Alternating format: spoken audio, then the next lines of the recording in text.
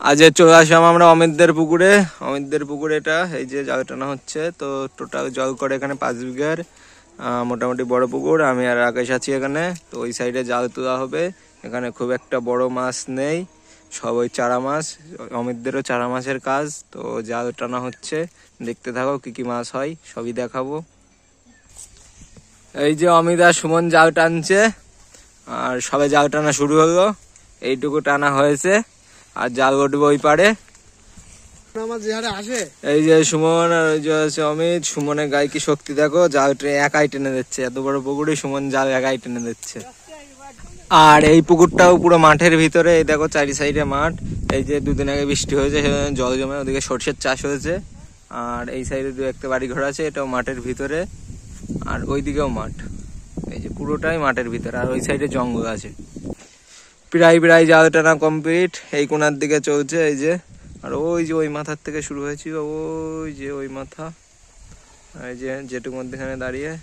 আর এই জায়গাটাই কোষ করা হয়েছে। খেজুর গাছ সব কেটেছে, বেগুন ক্ষেত, সর্ষে ক্ষেত। আর এদিকে দু একটা বাড়ি ঘর আছে। আর চারি সাইডে মাঠ, মাঠের ভিতরে পুকুর। এই যে কত সুন্দর বেগুন গাছ। এবার আর আমরা বেগুন চাষ করিনি। আর ওদিকে খেজুর গাছ কেটেছে, রস হচ্ছে।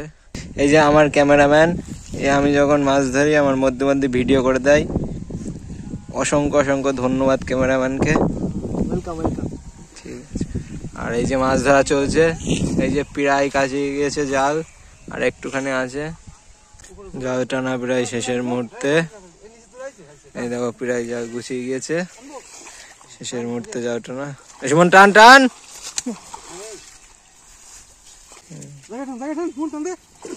হয়ে গেছে সুমন, টান টান।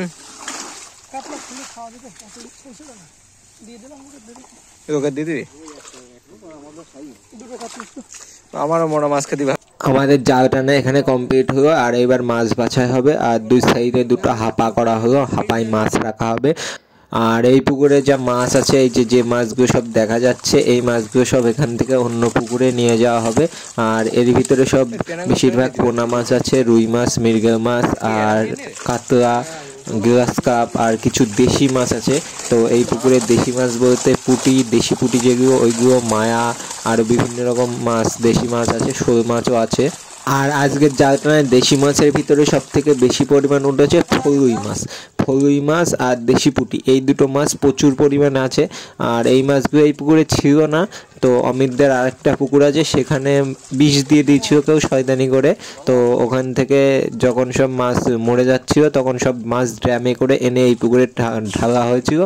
তো সেই সময় সমস্ত রকম মাছ এই পুকুরে চলে এসেছে। তারপরে আর এই পুকুরে মাছ ধরা হয়নি। তারপরে এই প্রথমবার মাছ ধরা হচ্ছে। তো ওই পুকুরের জলটা ঠিক হয়ে গেছে। তো এখান থেকে মাছ নিয়ে গিয়ে ওই পুকুরে আবার ছাড়া হবে। তো এখান থেকে গ্লাস কাপ, সিলভার কাপ, এই মাছগুলো কিছু আলাদা করা হচ্ছে। আর ছোট যে বাটা মাছগুলো আছে, তো অমিতরা বললো ওই বাটা মাছের কিছু অর্ডার আছে, ওই বাটা মাছগুলো অন্য এক পুকুরে যাবে। আর এখান থেকে কিছু পরিমাণ কাতলা মাছ নিয়ে যাওয়া হচ্ছে। ওই যে পুকুরটায় সব বললাম বিষ দিয়ে মাছ মেরে দিয়েছে, ওই পুকুরে কিছু পরিমাণ কাতলা মাছ ছাড়া হবে। যেহেতু এখন ভালো জল হয়ে গেছে, খাবারও আছে, সেই জন্য মাছগুলো তাড়াতাড়ি বেড়ে যাবে, সেই জন্য ওই পুকুরে ছাড়া হবে। আর ওই পুকুরে অমিতদের বেশ বড় বড় মাছ ছিল। আর ওই পুকুরটা ছিল একদম বিলের পাশে। আর বিলের জল ওই পুকুরের ভিতর দিয়ে যেত, সেই জন্য এই পাকা বান, এই মাছগুলো ছিল। আর ওই মাছগুলো কিছু মরে গেছে, আর কিছু ভাসছিল শেষে। তো শেষে ওরা কিছু জাল টেনে মাছগুলো সব একবারে ড্রামে করে এই পুকুরে এনে ছেড়েছিল। সেখান থেকেই সব দেশি মাছ এখানে এসছে। তো আর একবার এই যে দুটো ভাগ করা হয়েছিল জালের। আর সেকেন্ড টাইমের মাছ নিয়ে আসা হচ্ছে। তো সেকেন্ড টাইমে ওই সব একই রকমের মাছ। তো এখান থেকে এর ভিতরে অমিত বলল দু একটা পাঙাশ মাছ আছে। তো তার ভিতর থেকে একটা পাঙাশ মাছ উঠেছিল, ও আবার ধরে দেখাচ্ছিল। এই দেখো সব ছোট মাছ। আর মাছগুলোর কি সুন্দর গ্রোথ দেখো। এই পুকুরটায় প্রচুর পরিমাণ মাছ আছে। আর সামনে আবার মাছের ডিম ফেলার সিজন চলে আসছে। আর অমিতরাও মাছের ডিম ফোটায়, সেই জন্য এই পুকুরটা আস্তে আস্তে খালি করে ফেলা হচ্ছে। আর এই মাছগুলোই এই পরের বর্ষাকালে আবার বিক্রি হবে। অন্যান্য পুকুরে সব ছাড়া হবে। যখন অন্যান্য পুকুরে এই মাছগুলো ছাড়া হবে তখন খুব তাড়াতাড়ি বেড়ে যাবে, যেহেতু 1 বছর এই পুকুরে রয়েছে। অন্য পুকুরে যেই পড়বে সেই মাছগুলো খুব তাড়াতাড়ি বেড়ে যাবে। যেরকম আমাদের পুকুরে হয়েছিল কিছু সিলভার কাপ মাছ যে অন্য জায়গার থেকে এনে ছেড়েছিলাম, খুব তাড়াতাড়ি বেড়ে গেছে। যেটা আমরা ধরেছিলাম ওই ভিডিওটা আমি আই বাটনে আর ডেসক্রিপশনে দিয়ে দেবো, তো দেখে নিতে পারবে। আর এখানে অমিতরা বললো যে অল্প মাছ হয়ে যাচ্ছে, মাছ হবে না, সেই জন্য শেষে আর মাছ সেইভাবে বাছেনি, পুরো ঝুড়ি ধরে ধরে উল্টে দিয়ে দিয়েছে।